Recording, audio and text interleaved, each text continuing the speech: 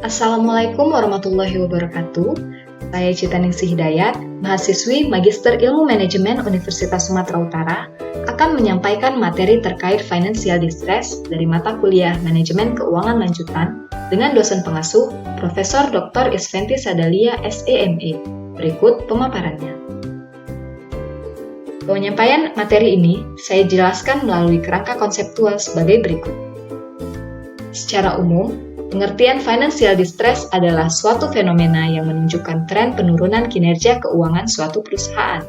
Biasanya, financial distress merupakan tahap awal sebelum terjadinya kebangkrutan. Definisi dari para ahli. Menurut URAC tahun 1990, financial distress merupakan suatu keadaan di mana arus kas operasi tidak cukup untuk memenuhi kewajiban-kewajiban lancarnya, seperti hutang dagang ataupun biaya bunga.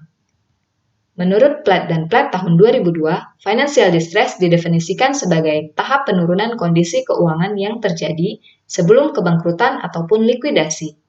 Sedangkan menurut Brigham dan Dives tahun 2003, kesulitan keuangan atau financial distress terjadi atas serangkaian kesalahan, seperti pengambilan keputusan yang kurang tepat, dan kelemahan-kelemahan yang saling berhubungan yang dapat menyumbang secara langsung maupun tidak langsung kepada manajemen, serta kurangnya upaya pengawasan kondisi keuangan perusahaan, sehingga dalam penggunaannya kurang sesuai dengan apa yang dibutuhkan.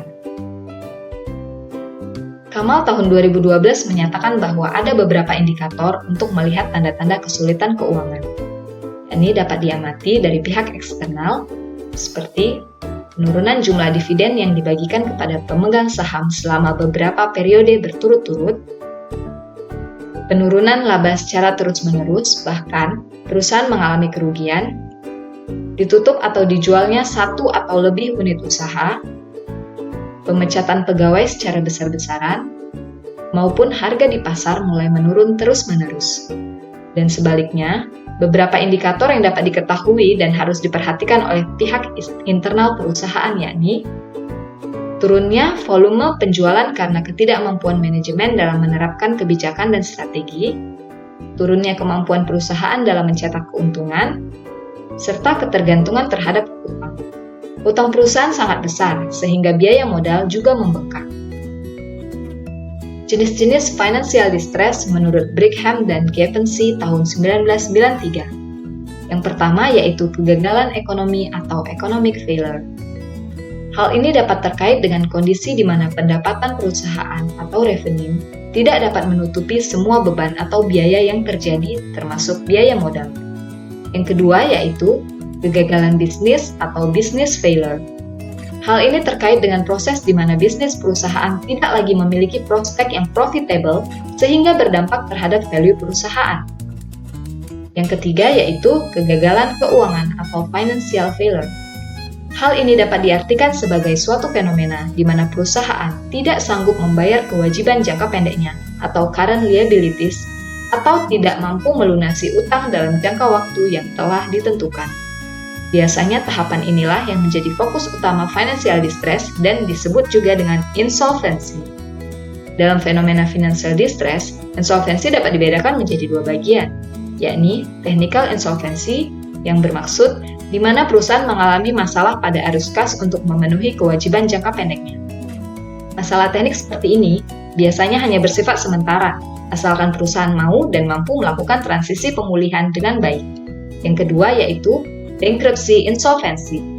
Jika technical insolvency merupakan masalah yang bersifat sementara, maka berbeda pula dengan bankruptcy insolvency, yang mana ini merupakan masalah yang lebih serius. Hal ini terjadi ketika total nilai utang perusahaan sudah melebihi total modal perusahaan, sehingga terjadi selisih negatif. Kategori dan tingkatan financial distress menurut Fahmi tahun 2011, yang pertama yaitu financial distress kategori A, yakni sangat tinggi dan benar-benar membahayakan. Yang kedua, financial distress kategori B, yakni tinggi dan dianggap berbahaya.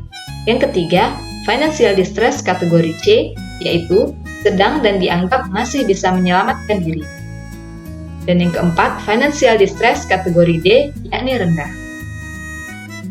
Faktor penyebab terjadinya financial distress menurut Halim tahun 2012 yang pertama yaitu neoclassical model, di mana financial distress terjadi ketika alokasi sumber daya tidak tepat. Yang kedua, financial model, di mana financial distress ditandai dengan adanya struktur keuangan yang salah dan menyebabkan batasan likuidasi. Yang ketiga yaitu corporate governance model, di mana financial distress terjadi ketika perusahaan memiliki susunan aset yang tepat dan terstruktur keuangan yang baik, namun dikelola dengan buruk. Terdapat banyak metode dalam memprediksi financial distress yang dialami suatu perusahaan. Beberapa di antaranya ada sebagai berikut. Yang pertama yaitu metode Altman Z-score. Yang kedua yaitu metode Springett S-score.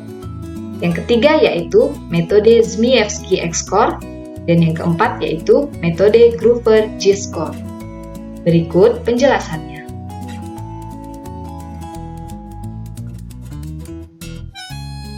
Metode Altman Z-score adalah formula untuk menentukan apakah suatu perusahaan, terutama perusahaan manufaktur, akan mengalami kebangkrutan.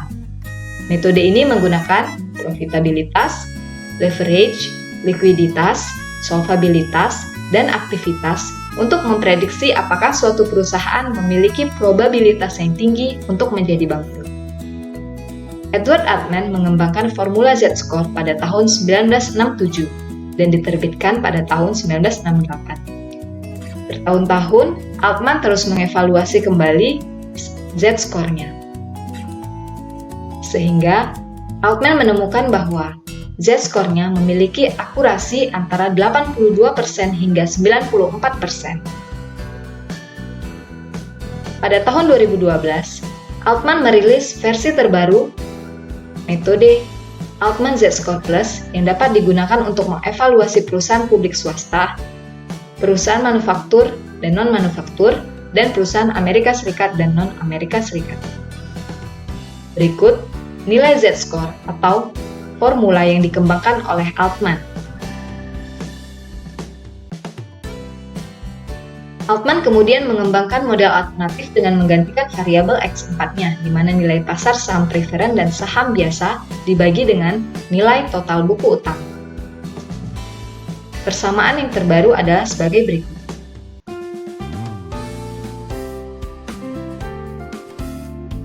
Dan berikut penjelasannya.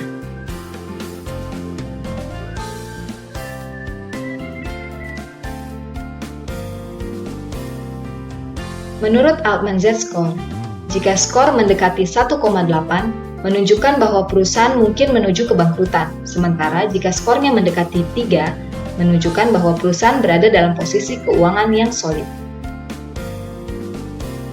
Yang kedua yaitu metode Springett S-score. Model ini dikembangkan pada tahun 1978 oleh Gordon Elvis Springett. Springett tahun 1978 melakukan penelitian untuk menemukan suatu model yang dapat digunakan dalam memprediksi adanya potensi atau indikasi kebangkrutan. Rumusnya adalah sebagai berikut. Keterangan dari rumus tersebut adalah sebagai berikut. Klarifikasi perusahaan yang sehat dan bangkrut didasarkan pada nilai S-score metode Springett yaitu jika S-score lebih besar dari 0,862, merupakan perusahaan yang tidak berpotensi bangkrut. Sedangkan jika S-score lebih kecil dari 0,862, diklasifikasikan sebagai perusahaan yang tidak sehat dan berpotensi bangkrut. Yang ketiga yaitu metode Zmyevsky X-score. Metode prediksi yang dihasilkan Zmyevsky pada tahun 1983 merupakan riset selama 20 tahun. Di mana rumusnya adalah sebagai berikut. Dengan keterangan sebagai berikut. Klarifikasi perusahaan yang sehat dan bangkrut didasarkan pada nilai X-score metode Zmyevsky yaitu jika skor lebih besar dari 0, maka perusahaan diprediksi berpotensi mengalami kebangkrutan. Dan jika skor lebih kecil dari 0, maka perusahaan diprediksi tidak berpotensi untuk mengalami kebangkrutan. Yang keempat yaitu metode Groover G-score. Metode Groover G-score merupakan metode yang diciptakan dengan mendesain dan menilai ulang terhadap metode Altman Z-score. Groover menggunakan sampel sesuai dengan metode Altman Z-score pada tahun 1968. Berikut fungsi atau rumusnya. Dan berikut keterangannya. Klarifikasi perusahaan yang sehat dan bangkrut didasarkan pada nilai J-score metode Groover yaitu skor J atau J-score lebih kecil sama dengan negatif 0,02 merupakan perusahaan yang diprediksi mengalami kebangkrutan. Sedangkan J-score lebih besar daripada sama dengan 0,01 merupakan perusahaan yang tidak akan mengalami kebangkrutan. Demikian yang dapat saya sampaikan. Semoga bermanfaat. Wassalamualaikum warahmatullahi wabarakatuh.